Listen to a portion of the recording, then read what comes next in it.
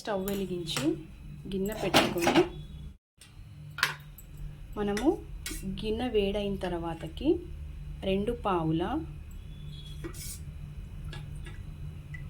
నేను 2 కాదు 3 వేసుకుంటున్నాను. కొంచెం సొరకాయ పులుసులోకి కొంచెం ఆయిల్ అనేది మంచిగా ఉంటేనే బాగుంటుంది ఫ్రెండ్స్. ఇప్పుడు ఆయిల్ వేడైందండి. ఆయిల్ వేడైన తర్వాత మనం కొంచెం 1 టీ స్పూన్ జీలకర్ర, ఆవాలు వేసుకోవాలి. దీనిలోనే 4 ఎండుమిర్చి,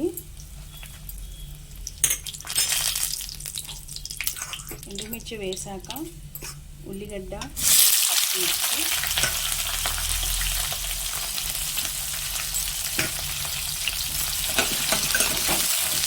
వేసి మంచిగా వేగనివ్వాలండి.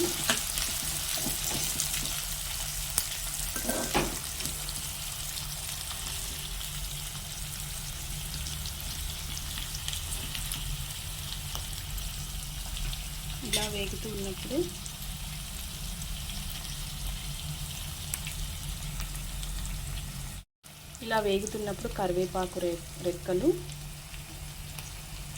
కొంచెం కొత్తిమీర నేను తాలింపులో కొంచెం పైన కూడా వేస్తాను, బాగుంటుంది ఫ్రెండ్స్. అట్లా కొత్తిమీర వేస్తుంటే తాలింపులో కొంచెం వేసి మళ్ళీ పైన అయిపోయేటప్పుడు కొంచెం పైన వేస్తాను. నాకు అలా ఇష్టం కాబట్టి నేను 2 సార్లు వేస్తాను.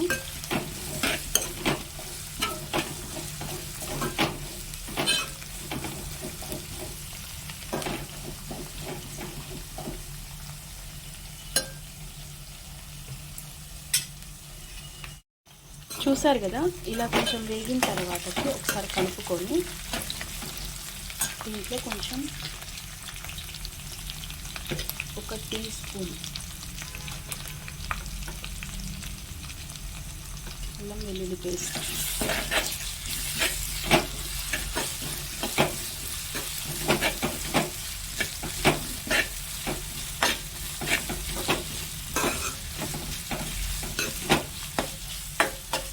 బాగా కలుపుకోవాలి ఫ్రెండ్స్. కొంచెం 1/2 టీ స్పూన్ పసుపు,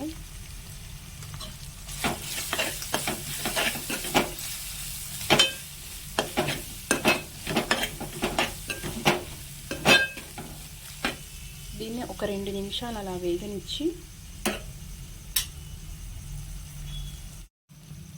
ఇలా వేగిన తర్వాతకి ఒక 2 నిమిషాల తర్వాతకి ఇలా మనం కట్ చేసి పెట్టుకున్న సొరకాయ ముక్కలు వేసి మంచిగా కలుపుకోవాలి.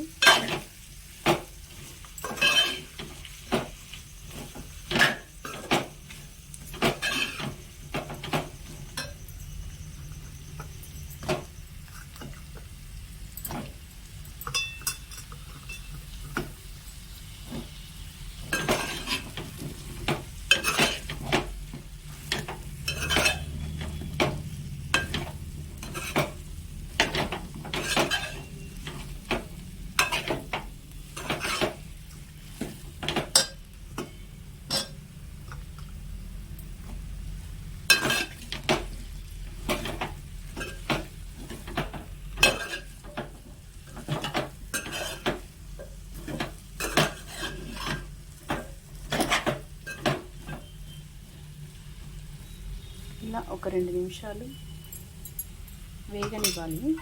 ఇప్పుడు మూత పెట్టేసుకుందాం. ఇప్పుడు ఒకసారి మూతను తీసి కలుపుకుందాము.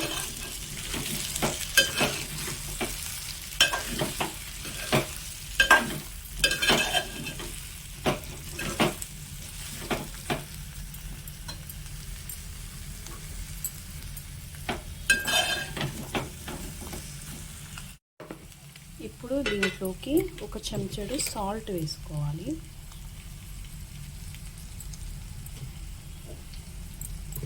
జస్ట్ మంచిగా ఉడకడం కోసమండి సాల్ట్ వేసుకునేది.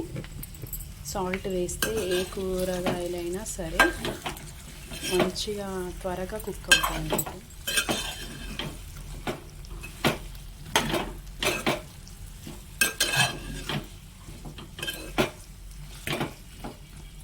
ఇలా కలిపేసుకొని మూత పెట్టుకోవాలి.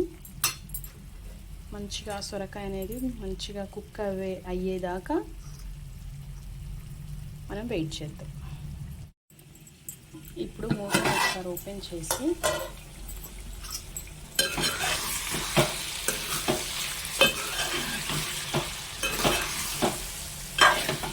దీంట్లో మనం జీలకర్ర మెంతులు పొడి ఒక 2 టీ స్పూన్స్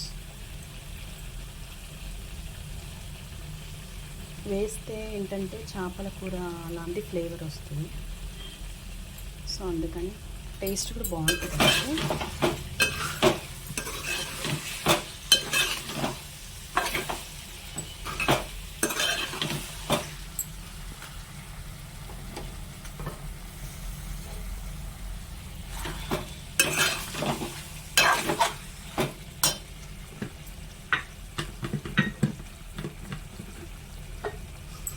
అలాగే దీంట్లో కారం కూడా వేసుకోవాలి ఫ్రెండ్స్.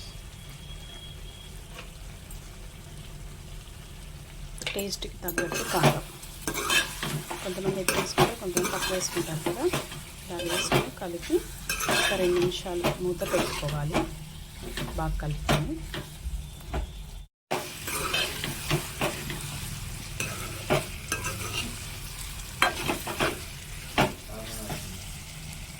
ఇప్పుడు దీంట్లో చింతపండు పులుసు పోయాలి.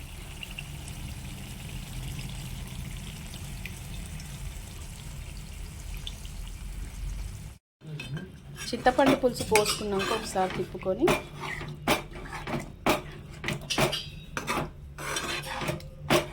పులుసు కొద్దిసేపు ఉడకనివ్వాలి.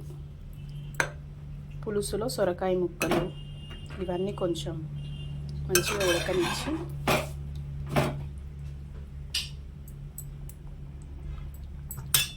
ఒక 2 నిమిషాలు మూత పెట్టుకోవాలి. ఇప్పుడు మూత ఓపెన్ చేసి కూరని కలుపుకోవాలి. ఇలా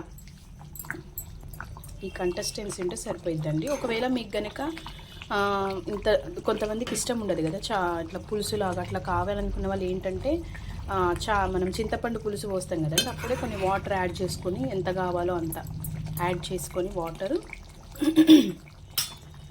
ఒక 2 మినిట్స్ అట్లా ఉడకనిచ్చేసి దింపేస్తే సరిపోతుంది. ఇప్పుడు మనం దీంట్లోకి ఒక చెంచాడు, మరీ చెంచాడు కాదండి, ఒక పావు చెంచాడు గరం మసాలా, కొంచెం అండి ఎక్కువ వేసుకోవద్దు, లైట్గా వేసుకొని దీంట్లోకి కొత్తిమీర చెప్పాను కదా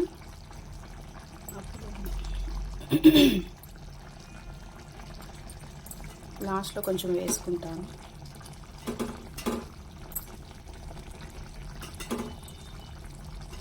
ఇలా వేస్తే టేస్ట్ ఫ్లేవరు బాగుంటుంది.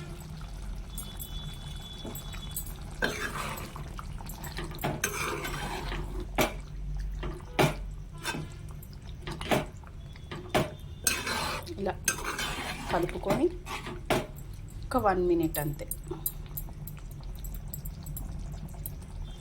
1 మినిట్ మూత పెట్టుకోవాలి.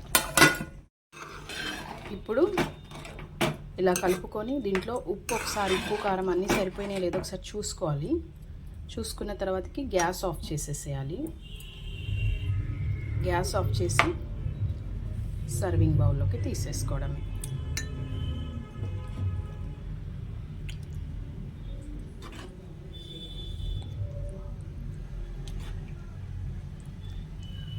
చూడండి ఎంత చక్కగా ఉందో, ఎంతో టేస్టీ అయిన సొరకాయ పులుసు రెడీ.